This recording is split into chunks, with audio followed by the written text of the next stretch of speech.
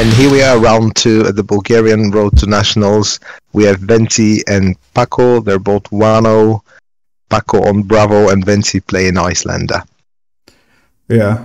Venti rocking that young cold foil Iyslander. I mean, you gotta have the blink, so... That's an Armourer promo, right? It's not the Marvel. Yes, but so I mean, it's not still, as blingy. But it's still a cold foil. Yeah, said part of this video, we don't have the life total, so we'll just try to remember those or not comment on them at all. Yeah, I mean, we should have a rough estimate. We see a Wounded Bull turn 1, immediately being blocked by 3 cards. And a Sigil of Solace turn 1, so that's 43 health for the Bravo. Yeah, that's Bravo at 43 then. And if you can guess what boot is the Bravo player playing, that'd be nice. It's definitely New Rune. Here we see a Bucko, one of the more interesting cards from the newer set. Immediate answer with Ether Hail in order to give him the Frostbite to make the hammer essentially cost 1 more card. But I don't think that's going to be a problem. Seeing how Bravo has like 4 cards in hand. Yeah, that shouldn't be a problem at all. And Buckle's one of the cards that went up in price recently. I mean, it's kind of understandable, right? It's late game, it's kind of a Terror Sunder. I mean, it's still a 7 dominate from just that and hammer. Yeah. And speaking about blink, Paco is like on the reverse blink where everything he plays is like white bordered. I beg to differ. The last card, the 2 cards that he's currently pitching are black bordered. So, wow.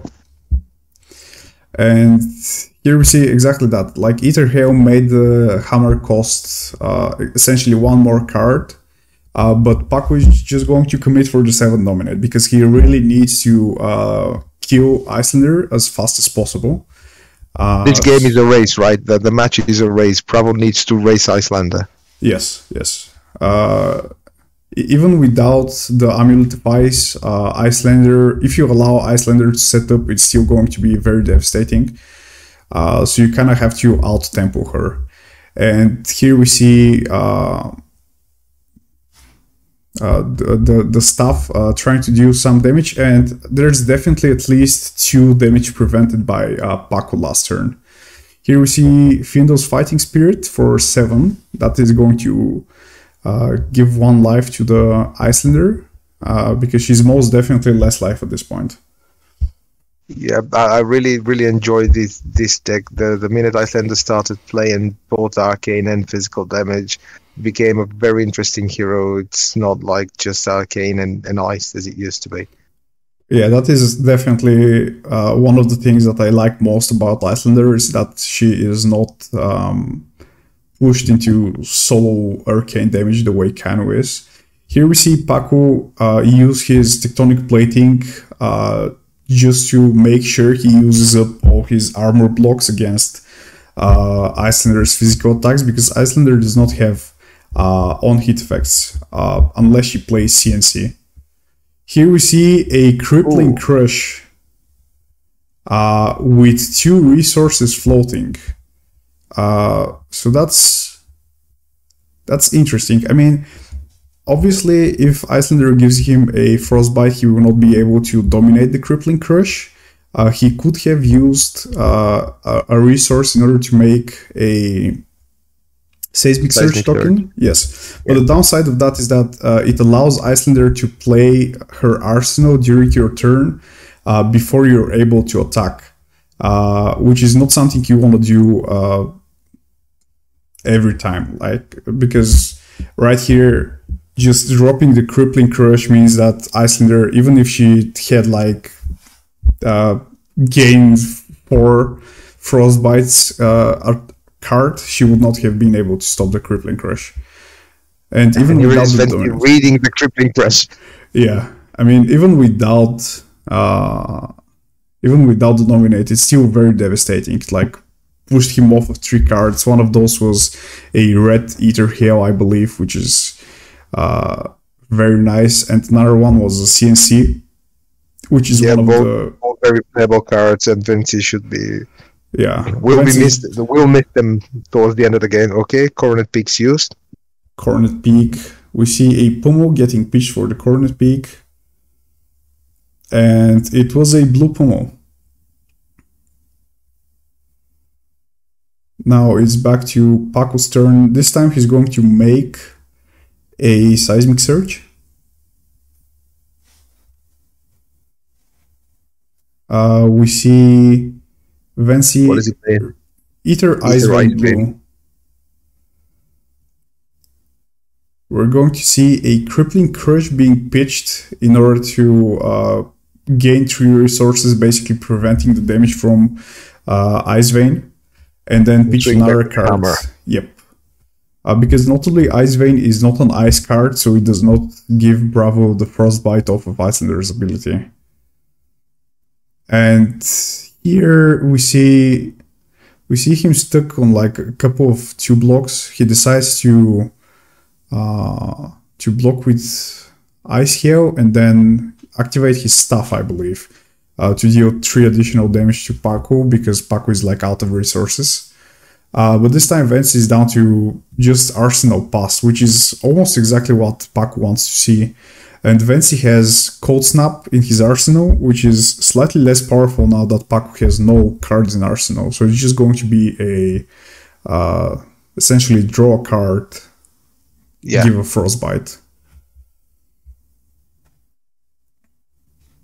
And we see exactly that interaction that we were talking about, where he was able to give him a Frostbite before Paco was able to attack, like on the resolution of the Seismic Surge. And here we see Paco coming with the CNC. I mean, one of the dead cards against Iyslander, I guess. Yeah, but I mean, at the very least, he cannot use Sing Below on top of it. Paco has like 2 remaining cards on hand, so probably a Pommel. Yep. Okay, definitely a Pommel. There you go. Definitely a Pommel, and it is the red Pommel. He still has like 1 resource remaining, so he's just going to take 2 from the staff. That Vance has like, we can see Vance has like 2 available resources, so these are most likely going to the staff damage. He's going to discard a Brother in Arms off of the Pommel effect. And he's now stuck with... he has a specialization in his hand, and the other card is... It's like Ice Eternal and Frost Hex, I believe. And the Frost Hex, yeah. Yeah. So... it's going to be another Coronet Peak turn. I guess so. Yeah. Yep. I mean, Coronet Peak is almost always kind of forcing Bravo to go for a Hammer, especially when he has no arsenal at the moment, because he's like down to 3 cards. Ice Eternal, notably not a ice card as well. So he will need he will need to pitch some resources in Ice Eternal in order to give Bravo the Frostbite, which he may not have to do, depending on Bravo's turn. Here we see a Seismic Surge.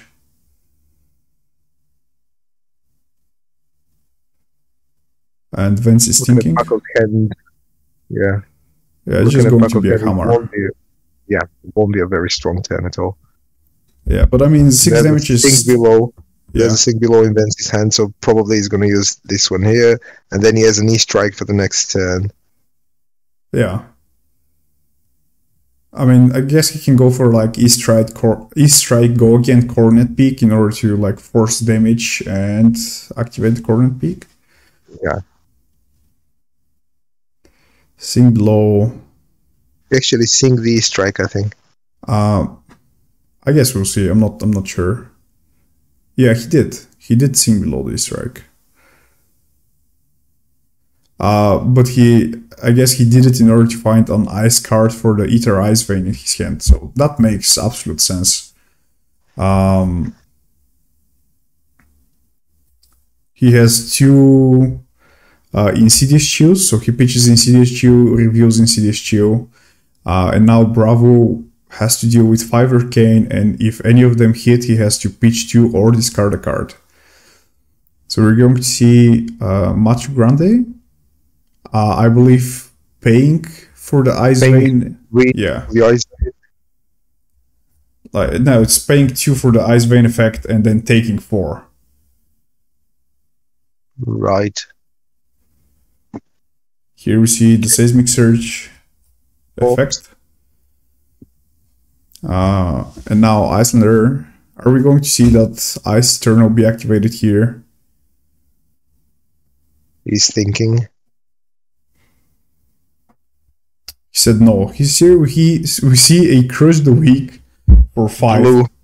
Yeah, I mean, this is a very obvious pummel signal, right? Because like there's no reason to attack with this instead of the hammer, or like even taking damage last rotation if you did not have a pummel. So I believe that was a pass to reactions hand sign from Paco. So yeah, there's the pummel. Yeah, it's a blue pummel. It's a blue one, but it's enough, right? It's still going to shrink. Going to take a card. Yeah.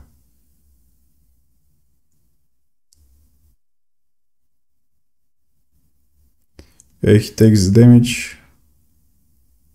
I wish we knew what the life totals are. Good point. But Vance is lower, most definitely. Like, Bravo started with 43, so he probably has like a decent health lead at the moment.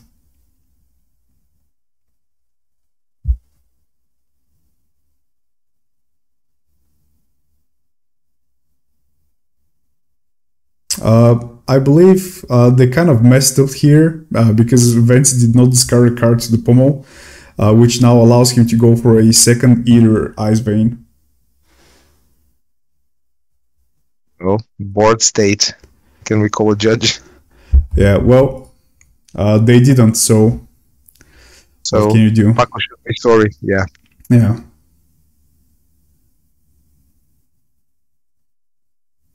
Looking at his hand though, I believe this is yet another pommel, so he's probably still going to just take 4. Oh no, he blocked 3 and then pitched 2 red cards.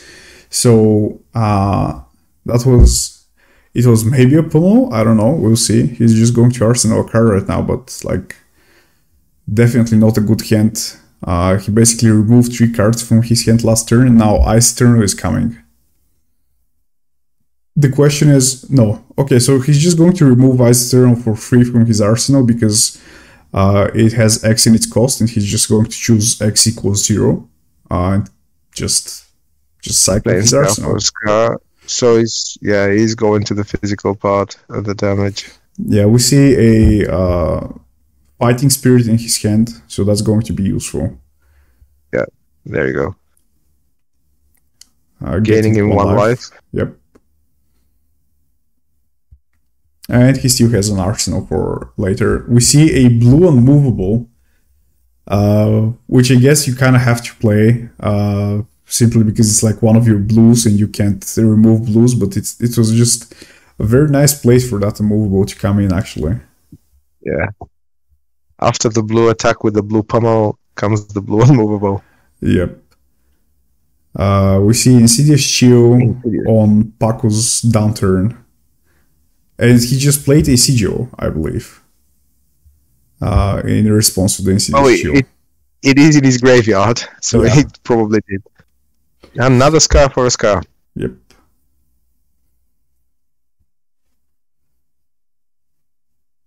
Block 3, take 1. And a Wounded Bull. Unfortunately, this time Venci is out of Arsenal. Yep. But we see here yet another blue unmovable. So the blue unmovables are actually doing work in this matchup, as strange as this. And no arsenal means that this hammer is just coming clean for 4. Yeah, but they are a blue card and then they block 5, so... Yeah. I mean, they're not the worst thing anyway. Vance is probably taking that damage, seeing that he has E-Strike, his last Scarforce card, and the option to just... Yeah. So the play will be Scarforce, E-Strike 7, or E-Strike go again, and then Arsenal. Yeah, it's probably E-Strike 7, because he wants to keep a card. And I believe he's keeping Cold Snap. And it's an ice card, yeah. Yeah, and Cold Snap is going to be very devastating against Paco's Arsenal. It's going to like force him to pay one more resource if he wants to use it.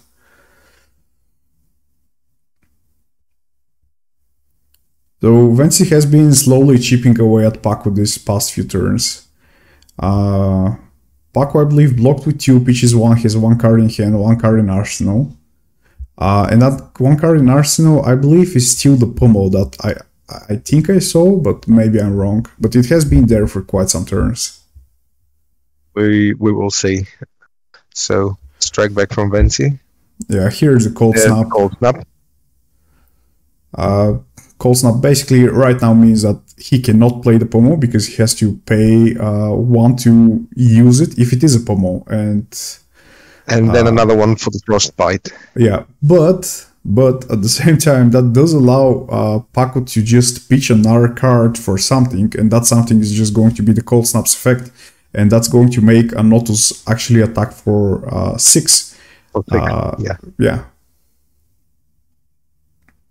So, in a strange way, Vency kind of helped him there.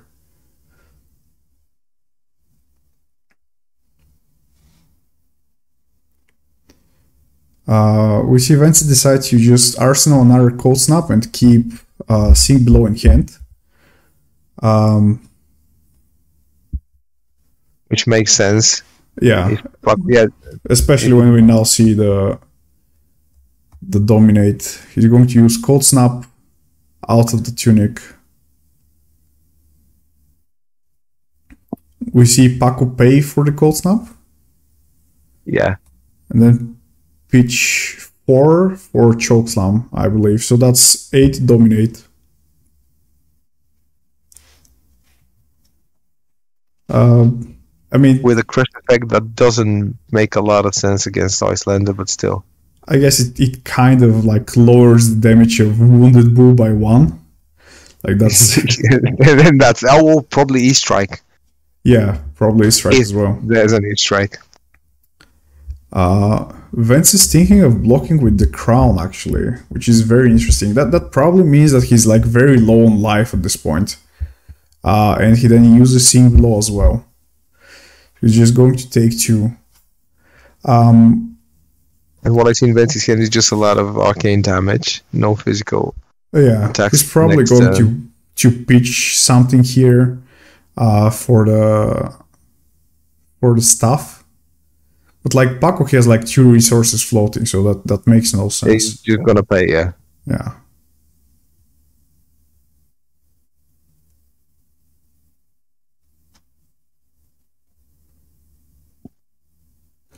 Vency does have Insidious Chill and an Ice Eternal, so that may force some cards from Paco's hand. We see a blue Ice Bolt, pitching a Blue Frosting, so that's like just 3. Instantly prevented by pitching Terror Thunder, then 2 damage. The Waning Moon. Yeah.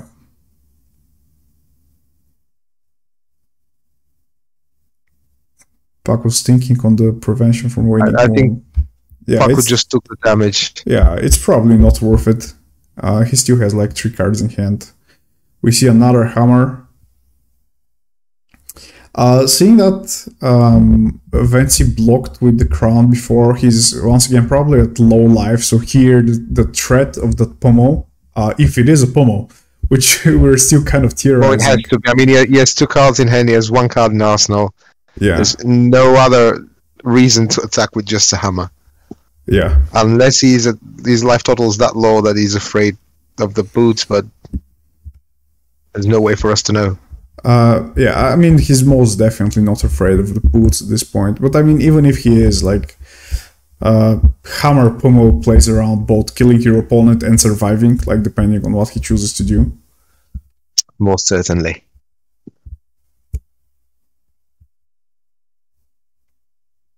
We're going to see Ice Eternal in response. Is it going to be fused? Is it going to be paid? Like, is this yet another Ice Eternal for 0? And it seems like it. It's just an Ice Eternal for 0, which is going to be paid by Paco and just transform that Anatos into 6 power yet again.